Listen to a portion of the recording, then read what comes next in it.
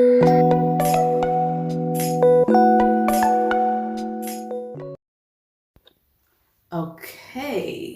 so I have Leeanne here today with me. Your camera went away.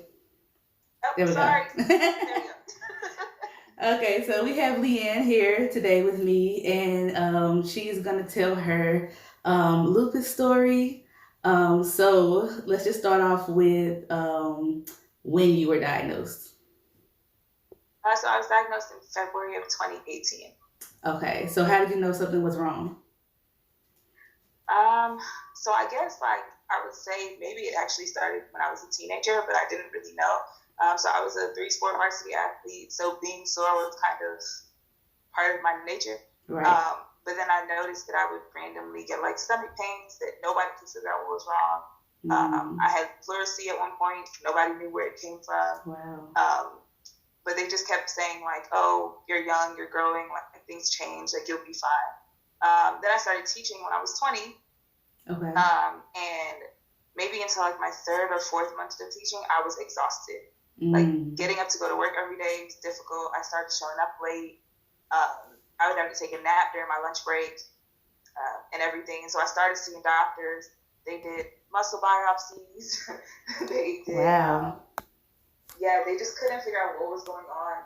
And so it wasn't until I actually started med school, and I had thrown up every day for about 6 months straight. Like I couldn't keep anything down. Wow. So I ended up in the ICU, and then they finally ran the labs and realized I had a positive ANA. And so then they sent me to a rheumatologist, and that's how they came up with the diagnosis. Wow. Med school. Yeah. And having to deal with that. Wow. So were you out any? Did you have to be out of med school for a little bit? Only like the times that I was hospitalized. So I think my longest hospitalization while I was in school was 2.5 weeks. But I did it straight through all 4 years. Okay. Well, that's good then. That is good. So do you think stress caused it, I guess? All the times where those things were happening, was it like stress involved or something else? I think so. For teaching, I was living in Miami. Okay. And that was like my first time living like in a very, well, since I was a child, that was my first time living in like a really hot place, like for a regular time period. Mm-hmm.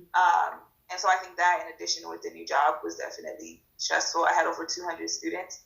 So trying to keep up with all of that was a lot. 200 students? What were you teaching? Yeah, high school English.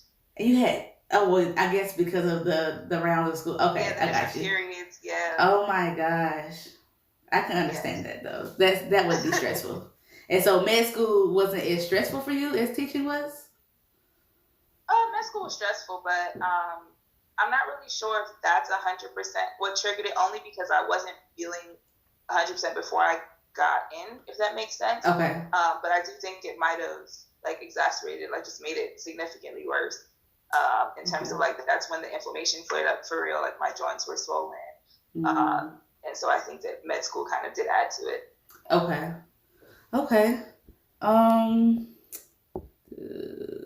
How do you manage your lupus?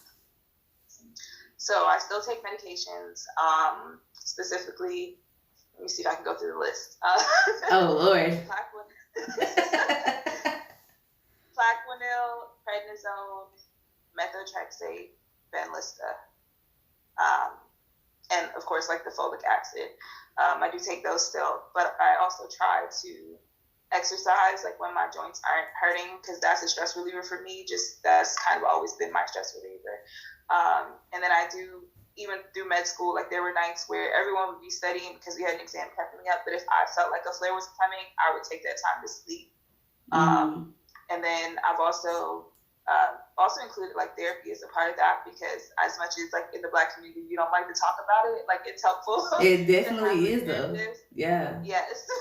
Yeah. Because with lupus you get anxiety, you get depression, like things do happen. And so it's helpful to have somebody I can call on that's not necessarily a friend. It's just like an impartial person to talk through those things with. Okay. So speaking of flare, how do you know, do you have like something that comes on when you know you're going to have a flare? So there's a couple reasons. I can either be really tired, like before like excessively tired. Right. Sometimes my joints are the first warning sign. Like they'll get inflamed for no reason. Like I wouldn't have been working out or anything, and I'll just be in pain. Mm-hmm. The other one for me is like chest pain because pleurisy comes with a lot of my flares. So Okay. I'll realize that I know where my chest is hurting. And of course, I'll check to make sure I'm not anxious or stressed about anything. And then if it's there for a couple days, I'm like, okay, something's about to happen. Okay. All right. So what do you think the biggest challenges are for you with living with lupus? I guess the two one's like a mental, and one's the physical. So mentally, I don't really ever. I have this thing where I'm like being a burden. So Yeah. asking for help when help is needed is a very difficult thing for me. And a lot of times, like I guess chalk that up to pride and just how I was raised, but it's difficult for me to say like I need somebody, but then that also puts you in a more stressful situation and makes things worse. Right. And then physically, I guess like continuing through a flare because like being in med school and now that I'm done, like you can't just stop, right? So if you have to work, you have to work. Right. And so finding a way to kind of manage the pain and know that it's also okay to say like I can't. Okay.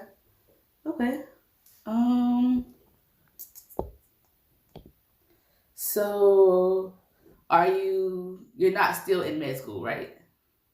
I just graduated. Graduated. Okay. So, well, I guess you've already talked about there were the challenges with being in school and having lupus. I can talk a little bit more about them. Like that's kind of like, so the first 2 years in med school are mostly book work. And so for me, I used to have a very good memory when I was younger, but I noticed that it's not quite the same with lupus. I don't know if it's the medication or if it was just the lupus itself. Right. But it became significantly harder for me to study and remember the material and then apply it. Wow.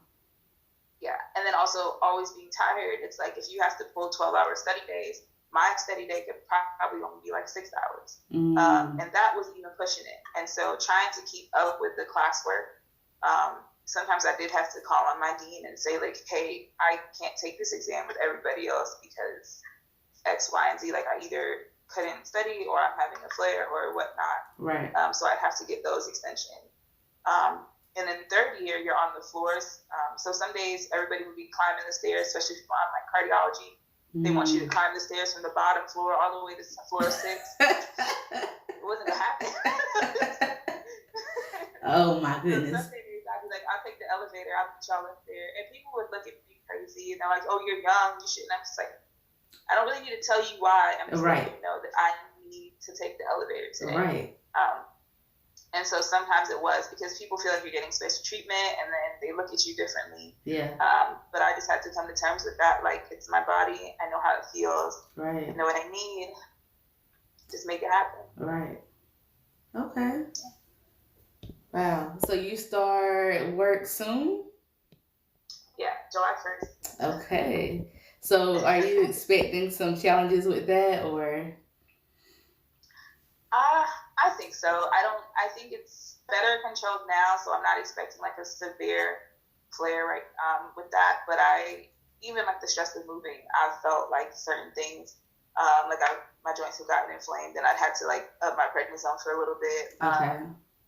But my program director is really supportive, and he knows about it. I did put it in my personal statement, which I was very conflicted about because the practice of medicine, they don't usually do too well with chronic illnesses and giving breaks and whatnot. But he knows about it. He's willing to be supportive.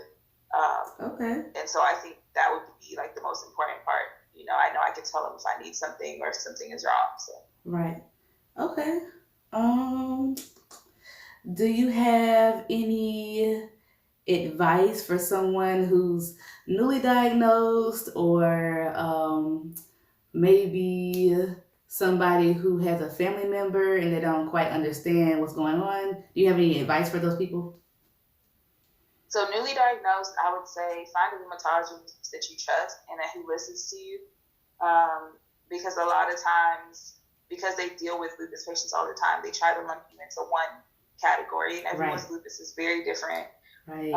And so find someone who listens to you, and then also like keep track. So if you know you're seeing them every 3 months, but you notice that when I eat this food, this happens, like write that down. Or if you have side effects from the medications, don't hesitate to say something. Right. Because you may feel like it's not a big deal, but they may end up having to take you off the medication. Right. Okay. And then for caregivers and family, I think the most important thing is like don't make the person feel like they are a burden. That is kind of, I guess, one of the easiest ways to have them slip into like depression and isolate themselves. If you can't help them at the moment, it's okay, but just talk to them, and then don't make them feel like they're a patient all the time either. Like they want to have fun, they want to live their life. Like remember the person. Like remember the person. Yeah.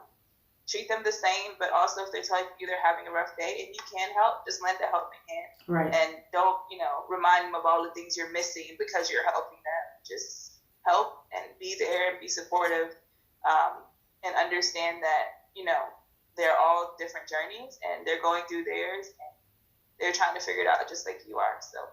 Okay. All right. Let's see. I think that was all my questions. So, did you have anything else you wanted to add that I didn't ask about? I guess like for people who may have lupus who are considering like going to grad school for whatever reason, you may be scared to do it, but it's definitely doable. I'm not going to sit here and say it'll be easy, right? But it's definitely doable. And just make sure you have your support system, you have your tribe, you keep up with your medications, and then when you need to take a break, take a break. Like don't try to follow everybody else's timeline. Right. Yours is yours. So. Right. Okay. All right. Well, I thank you for coming on and telling us about your story, and I guess I will see you guys next week. I don't know if it's gonna be a lupus story or if it's gonna be something else, but I will definitely see you guys next week. All right. Bye.